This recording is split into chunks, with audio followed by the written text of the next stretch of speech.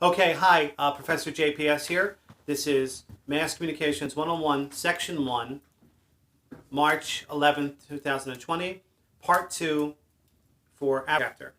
So anyway, we left off in the last Part 1 discussing the notion of branding on page 98. Also, in terms of what we're interested for picking apart for Chapter 4 in Joseph Turo's textbook is the idea of what's called commercialization.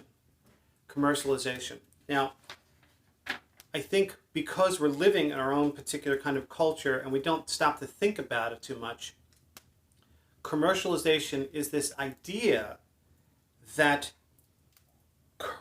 we live in a culture which is really predicated on the notion of buying and selling. Buying and selling becomes a kind of highly praised idea within our culture. And if you think about just how commercialized everything is, everything to the way in which celebrities endorse certain kinds of products, the ways in which our interest in certain kinds of products are consistently advertised to us, the ways in which YouTube influencers try to get people to buy things all of the time.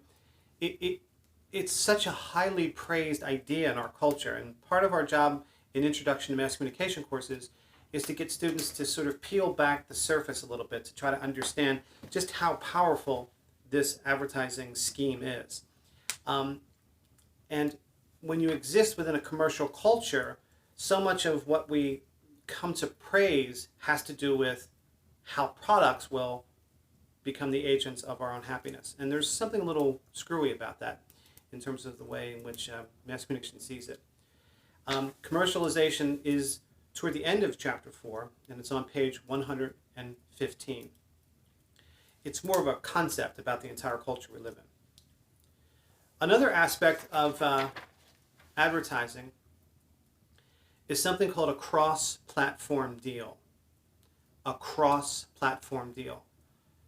Now, it's no longer in the textbook. I wish it were, because I think it was a useful idea that Joseph Turo had in the textbook. A cross-platform deal is this. A cross-platform deal is a deal between an advertiser and a media company or media conglomerate that has a great deal of media holdings, and to help sell the product through many of the holdings that the media company has. So for instance, let's just say I wanted to sell my own version of these reader cheater glasses.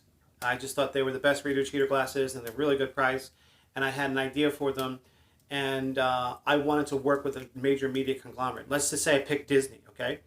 Now, Disney, of course you know what Disney is. They make films, they have theme parks, they have the Disney store, but not everybody realizes that Disney owns ESPN, Disney owns ABC, Disney has its own line of commercial radio stations, Disney owns many, many magazines, Disney has a very, very deep presence in the entertainment industry and movies. It recently just bought out most of Fox's stuff, and of course Star Wars. So if I wanted to sell glasses across a platform, Disney would be selling for me through all of those particular platforms. Turn on ESPN, there's a commercial for my reader cheaters. Go to Disney World, maybe there's advertising in Disney World for my reader cheaters. Watch ABC television, there's an advertisement for my reader cheaters. Whoops, sorry, my camera fell. My phone fell.